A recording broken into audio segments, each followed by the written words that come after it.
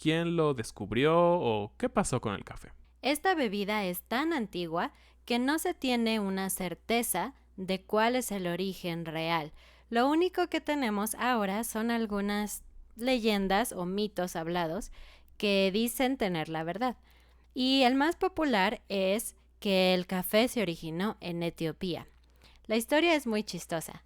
Se dice que un campesino vio que algunas de sus cabras estaban comportándose de forma muy extraña, tenían mucha energía y parecían muy felices.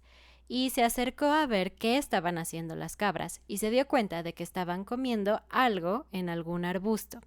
Cuando él vio, este arbusto tenía algunas bayas, es decir, como bolitas o semillas de color rojo, y decidió comerlas y se dio cuenta de que estas bayas tenían ese mismo efecto energizante en él también. Se dice entonces que este campesino corrió y fue con su esposa a decirle, creo que he encontrado algo muy interesante, algo muy importante que puede cambiar la manera en que trabajamos, porque él lo veía como una manera de mantenerse con energía durante mucho tiempo. Y después de que se volvió algo, digamos, familiar, se volvió algo un poco más comunitario, porque esta persona era parte de la tribu de Kaldi, que, como dijo Ana, se ubicaba en Etiopía, en África.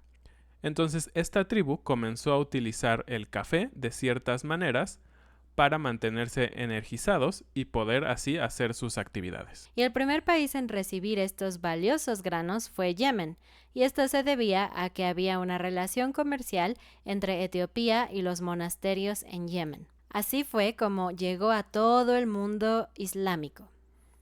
Esto fue alrededor del siglo XVI. Entonces, como pueden ver, tiene bastantes siglos que se empieza a consumir el café. Algo también muy interesante sobre esta historia muy antigua de cómo surgió el café es que no hay un escrito que hable sobre dónde estuvo el café primeramente, porque no había un tipo de escritura en donde se pudiera registrar todo esto. Entonces, como dijo Ana, esta primera historia de las cabras y todo eso que se ponían muy felices o con mucha energía es una historia hablada que ha perdurado hasta nuestros tiempos.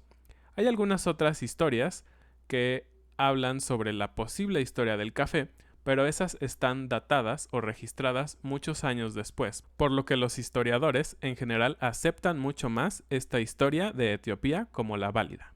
Y bueno, ya en el año 1575, un alemán llamado Leonard Raubwolf, algo así, se supone que yo estudié alemán, pero no me acuerdo.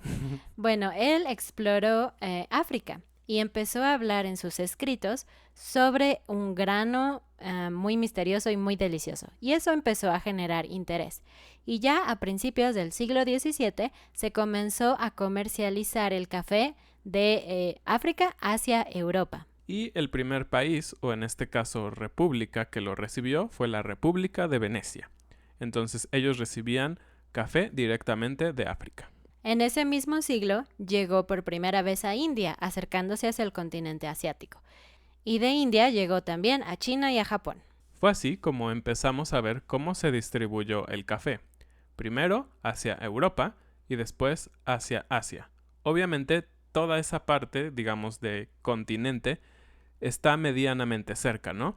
Y si recuerdan, cuando hablamos más o menos de las expediciones que Europa condujo hacia América, que fueron alrededor de 1519 en adelante, estaba, digamos, muy fresco todo esto de la exploración. Entonces, el café todavía no era algo que se había llevado a América.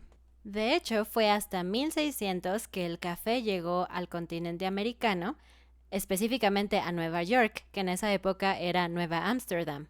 Pero no fue sino hasta 1773, es decir, 173 años después, que el café tomó verdadera fuerza y se convirtió en una bebida que tomaban la mayoría de las personas.